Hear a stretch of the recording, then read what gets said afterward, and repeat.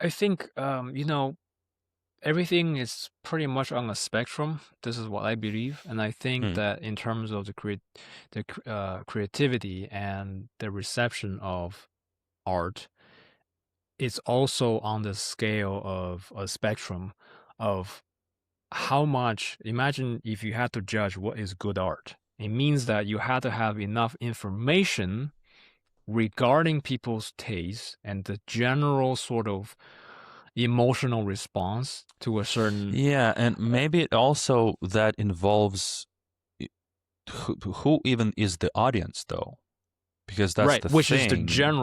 the general masses, let's just say, Yeah. right? So you have the scale of, because you could be an artist where you do art that is hyper specific and hyper kind of specified to a special group of people. You could be an Yeah. artist like that where you're just so niche that like only a few people know you, or a subgenre or whatever, right?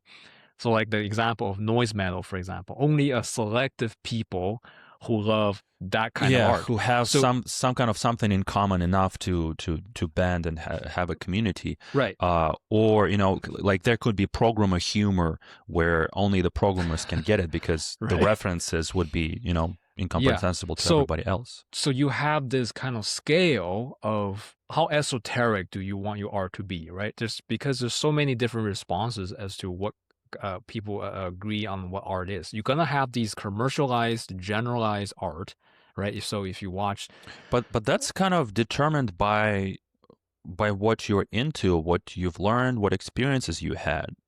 yeah, so that's the generalized. So in those kind of art, it's much more, let's just say, perhaps aesthetically driven in a way that it is much more.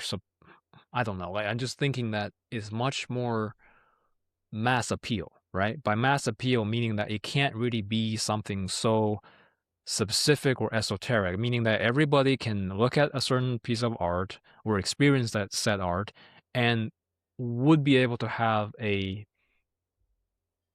let's just say, positive response in general. Okay, yeah. So it's So enough people that can connect with it, yeah, essentially, so right? meaning that you're not talking about some in, intellectual idea or something so esoteric where some people will not get it, right? Imagine Yeah. if you have the general population of people just like all they, let's just say they don't read books.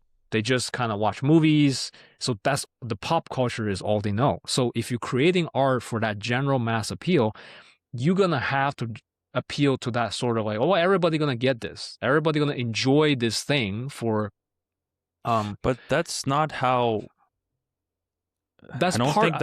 I I'm don't not think that's how saying. any artists work. I, Like I, if I, you're just in a specific commercial art yes, project, then yes, I'm you have saying some that kind of target you audience. have this kind of, I don't know whether to call that a spectrum or rather this is like But a that's a field kind of. of strange constraint because imagine, because that's not how your mind works. Like imagine if you had to write a book for a specific group of people, but then you're not though. If you're not those people, then imagine how strange that is. Hmm. You need to find out what these people are, what they know, what they don't know, But what you can mention and what you can't mention. It's so artificial.